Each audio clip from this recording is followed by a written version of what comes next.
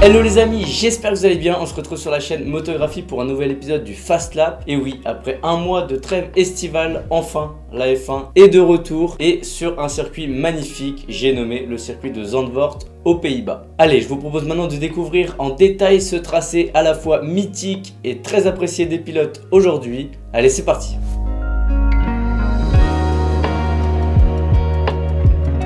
Commençons par une rapide histoire de ce circuit. C'est en 2021 que la F1 a fait son grand retour à Zandvoort aux Pays-Bas, alors qu'elle avait été pendant 30 reprises auparavant jusqu'en 1985. Cette année, la F1 vient pour la 34e fois de son histoire sur ce circuit de Zandvoort, ce qui en fait un des tracés les plus utilisés au calendrier de la Formule 1. Allez, je vous propose maintenant de passer aux particularités de ce circuit. La première édition du Grand Prix de Zandvoort a eu lieu en 1952 et le tracé a évidemment beaucoup évolué au cours de l'histoire. Aujourd'hui, il fait 4,259 km répartis sur 14 virages, ce qui en fait un nombre de tours en course porté à 72, soit le deuxième plus gros total de la saison après Monaco. Sa capacité est de 105 000 spectateurs, c'est une véritable marée orange pour accueillir Max Verstappen depuis 2021. On a vu des ambiances absolument folles et le record de victoire est détenu par Jim Clark, porté à 4, mais qui peut être égalé cette année si Max Verstappen vient à s'imposer en 2024, car il compte actuellement 3 victoires lors des 3 dernières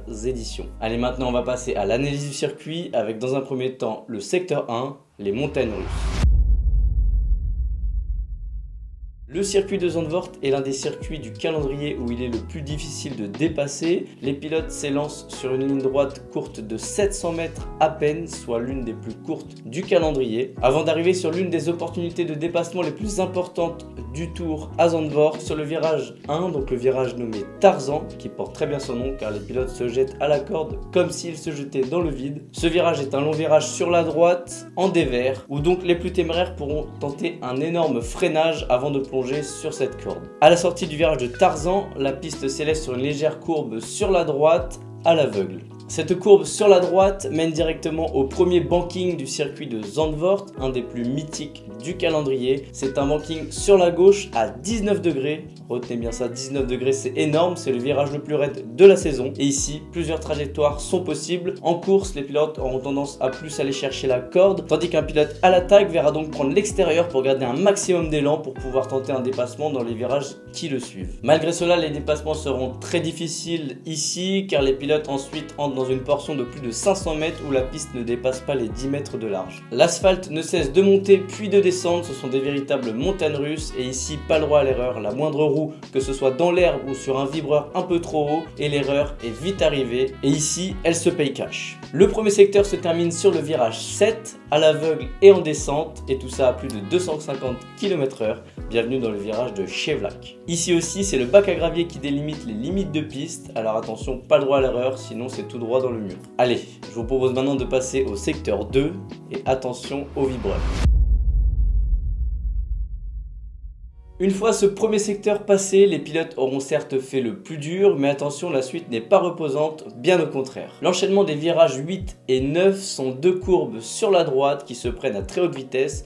Ici, les pilotes joueront avec les vibreurs, mais attention car les trop gourmands finiront directement dans le bac à gravier. Un petit peu à l'image du secteur 3 au circuit Paul Ricard, ce secteur demande une attention particulière aux pilotes qui doivent sans cesse penser au virage qui suit pour prendre les meilleures trajectoires possibles. C'est notamment le cas du virage 10, un 180 sur la gauche, où les pilotes devront tenter d'ouvrir le volant le plus rapidement possible pour coller la pédale d'accélérateur et maximiser la vitesse en sortie. Ce deuxième secteur se termine par une très courte ligne droite d'environ 500 mètres où le DRS est autorisé. C'est d'ailleurs la première zone depuis la ligne de départ. À moins que le différentiel de vitesse soit impressionnant, le DRS n'offrira pas de vraie perspective de dépassement ici, mais permettra plutôt aux pilotes de se rapprocher pour tenter une offensive dans le secteur 3. D'ailleurs, nous allons passer à l'analyse du secteur 3, la zone d'attaque.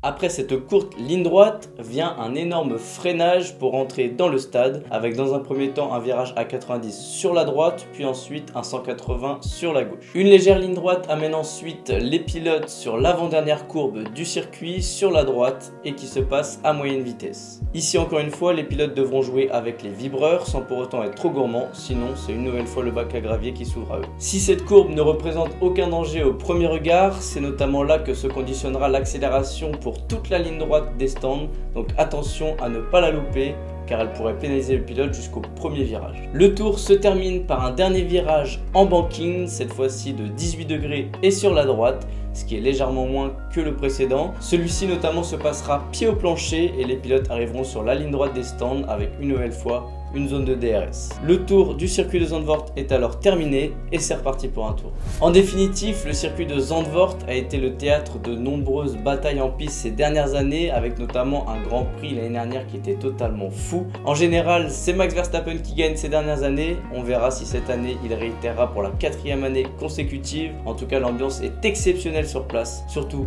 derrière le néerlandais qui est chez lui. On espère du spectacle. En attendant, j'espère que la vidéo vous aura plu et que ce format vous plaît. N'hésitez pas à liker et à commenter pour me dire quel est votre circuit préféré. N'oubliez pas également de vous abonner à la chaîne YouTube. Et en attendant, je vous dis à très vite sur YouTube.